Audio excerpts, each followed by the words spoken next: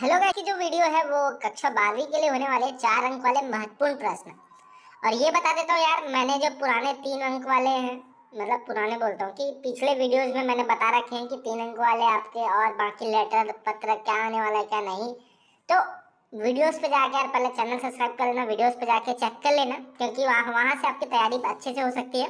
और अभी तक हमारे व्हाट्सएप ग्रुप में नहीं जुड़े होंगे ना, तो जुड़ जाना, लिंक आपको डिस्क्रिप्शन या कमेंट बॉक्स में मिलेगा। और अगला क्वेश्चन है, सिल्वर वेडिंग कहानी के आधार पर यशोधर बाबू का चित्रण सौंदर्य लिखिए। ये 4 अंक में आपको पूछे जाते हैं। सिल्वर वेडिंग से आपको क्वेश्चन कहीं ना कहीं आएगा, ठीक है। इसमें से पाठ में जो हुआ होगा वाक्य में आप कितनी अर्थ छवियां खोज सकते हैं, ये आपको बताना है, ठीक है। जो हुआ होगा पाठ है उस पे। स्वयं कविता रच लेने का आत्मविश्वास लेखक के मन में कैसे पैदा हुआ, ठीक है। तो श्री सौंदर्यगेकर के अध्ययन की उन विशेषताओं को रेखांकित करें जिन्होंने कविताओं के प्रति लेखक के मन में रुचि जगाई, ठीक है। तो काश कोई तो होता जो मेरी भावनाओं को गंभीरता से समझ पाता। अफसोस ऐसा व्यक्ति मुझे अब तक नहीं मिला। आपको लगता है कि एन के इन कथन से उसके डायरी का लेखन का कारण छिपा है? ऐसा यहाँ पे पूछा गया, क्योंकि 4 नंबर में आपको ऐसे ही तर्क वितर्क वाले क्वेश्चन आते हैं, ठीक है।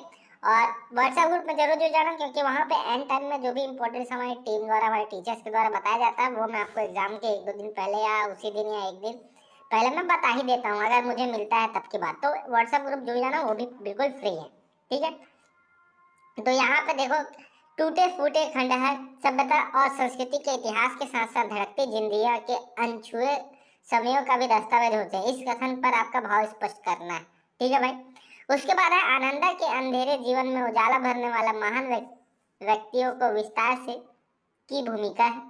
यहाँ पे आप देख सकते हैं ये क्वेश्चन, ठीक है। जूझ कहानी के लेखक के जीवन संघर्ष के उन बिंदुओं का प्रकाश डालिए जो हमारे लिए प्रेरणादायक है। जूझ की कहानी आपने पढ़ी होगी, ठीक है। तो जूझ कहानी के प्रमुख पात्र आनंदा के स्वभाव की विशेषताएं लिखिए। अब ऐसा भी हो सकता है कि दोनों क्वेश्चन एक ही में डाल दे, 4 नंबर वाला है, ऐसे ही कर सकते हैं, ठीक है। तो यहाँ पे मैंने इतने सारे क्वेश्चन इसलिए दिए क्योंकि कहीं ना कहीं वो लोग एक क्वेश्चन में 2-3 क्वेश्चन ऐड कर देते हैं। तो भाई 2-3 क्वेश्चन अगर आप एक में पढ़ रहे हो तो आप समझ सकते हो कि आपको है पढ़ने की जरूरत। तो जूझ डायरी के एन की डायरी या डायरी के एन के पाठ के आधार पर एन की व्यक्तित्व की 3 विशेषताओं पर प्रकाश डालिए, ठीक है। उसके बाद है, अतीत के दबे पांव पाठ के आधार पर शीर्षक की सार्थकता सिद्ध कीजिए।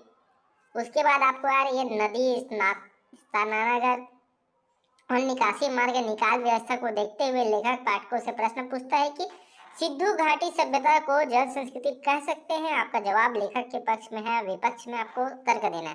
तो वहाँ पे आपको पक्ष में है और पक्ष में क्यों है ये आपको वितर्क देना है। तो इसको आप करके जाओगे तभी वहाँ पे लिख पाओगे, ठीक है।